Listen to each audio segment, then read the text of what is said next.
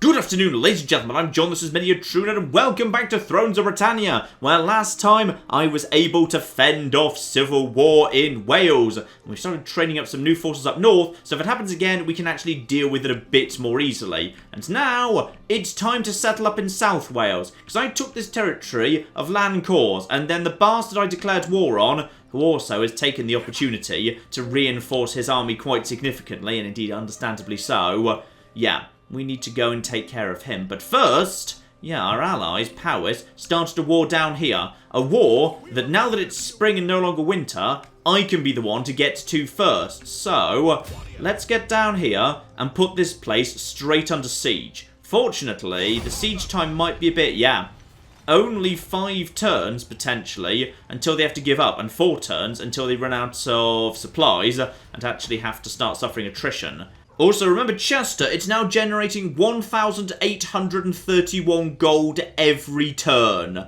Oh yeah, that's what having a treasury and a charter fair in the same town as an upgraded market hall will do for your income. So, my faction leader by sea has made it to this small town we took previously. This town probably is going to be, happy enough as a result of characters nearby, because this guy with his massive armies here, that we can actually start taxing them as well. So he's chilling out here because he's got a little bit of attrition on the sea just because of seasickness and whatever. So these guys need to recharge for a bit, and then as soon as we're ready to, we can go down and secure the gold mines, and then move straight on to the capital over here. However, sooner or later, someone needs to take out this army. But while we're chilling out here, you actually need some new troops, don't you? Yes, because we don't want to actually begin this war till this war down here's done. So conveniently, I did see earlier, yes indeed, longbowmen. A lot more powerful, their missile damage way higher than what we've seen so far. Beautiful.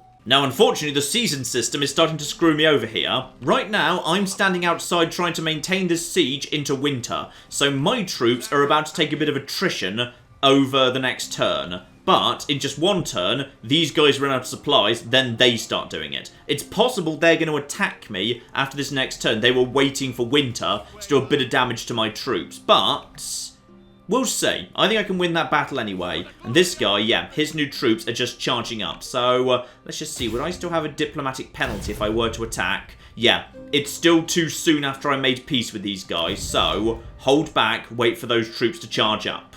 Hello, it's the Helleborg. They're the big, really quite powerful faction of Vikings that lives next door. Now, they want to actually marry a not desperately good quality person into my family. Yeah, you know what? I'm willing to do that because I want peace with these guys under all circumstances. Because if they get nasty, this side of my empire is screwed. So, how much did a winter outdoor do to these guys? Quite a flipping lot, but these guys are themselves now taking attrition. Oh, here they come. They've got no choice but to step outside at this point. So, I've got 1,600 men here. They've got, well, about the same, but I'm assuming the reinforcing force is no. The reinforcing force is not taking the damage yet. My stuff is also a bit experienced. I've got some experience, and some of these guys were also trained in settlements where they actually had improved weaponsmithing and armor. I think we can handle this thanks to our superior range. And if I'm very lucky, that up there is a hill. It is a hill. It's modest, but it's there. Alright, I can actually have my troops on a hill, but rather cleverly, they've decided to do this in the wet, which I'm pretty sure hinders my archers. Yeah, because it's raining, I physically can't use Flaming Shot, which would have been more effective against large numbers of lightly armoured troops, but no matter, the basic shot will do the job. Also, I have got War Dogs! We've got War Dogs here. Oh, good puppies. Hello, it's Wolfhounds. We've actually got some Wolfhounds here. So, keep them on the flank, release them up the line. Be ready for that. Oh, good. I'm glad that we've got some puppies ready. Now, one advantage to being on the defensive as the Welsh, every single one of my troops, in terms of frontline, has the shield castle. So, better defense against missiles, better attack against cavalry, and entity mass. So if I get charged, they're less likely to be able to push me out of formation. So the enemy reinforcements coming from behind them. Let's see if they're going to move in 2 groups or wait to reinforce. Looks like they're just moving up, so they're going to come in 2 waves, which works for me. Here's my little shield castle, by the way. Yep, you guys are... Okay, did you guys not get the memo? We're shield castling right now. So those guys chilling out there, and on this slope, my archers have a really nice shot at the plane here. When these guys pass through the forest, they are going to be torn apart by arrows. I'm happy to hit their scout horsemen with mine and follow it up with, oh, you are just going to disintegrate. You are going to flipping disintegrate in seconds. So these guys are already flashing down to 44. Release the hounds. Yeah, you know what? Screw it. Release the animals. Just release them. Let them go. Let them figure out where they want to go. And in come the dogs. And the dogs will hopefully do wonderful, wonderful work. So we're just going to basically release the hounds over there. These guys are just basically trying to push up a hill. But, yeah, they're trying to fight up a hill. They're not going to have fun with that. And they're also taking on proper Welsh swordsmen who are a proper unit. So, not going to work for you. Let's actually get my actual lead around the side here. Where's the rest of my cav? There's my cav. Let's just slam my cav over here.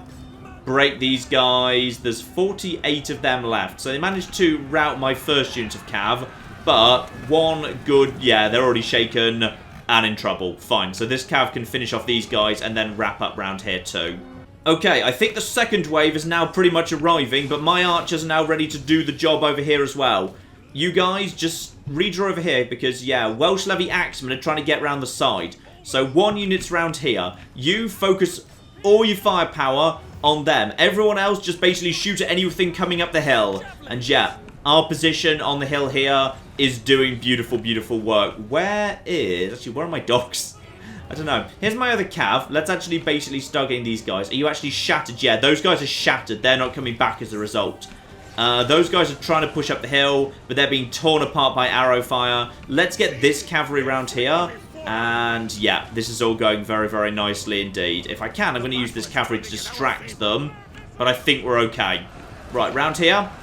Round here, hit these here Welsh hunters. So my cav just charges down, slams their actual archers in the back. Gonna start doing some lovely work there.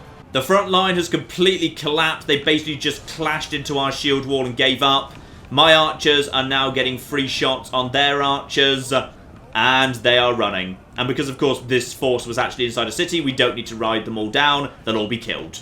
So, Caer Gwent actually falls into our possession. Let's just spend a bit of money actually getting it fixed up if it requires it. Yeah, we did quite a bit of damage to this place, unfortunately, so either let it repair itself over a very long period of time, or spend a fair amount of money actually repairing the darn thing. But, yeah, this is nice. Appalash. So, 100 food production, did you just say? Plus 100 food? Yeah, I think I can deal with that. Oh, and another building. Oh, yeah. This is a flipping bread basket. It may not be an estate, but it's producing just as much food as one.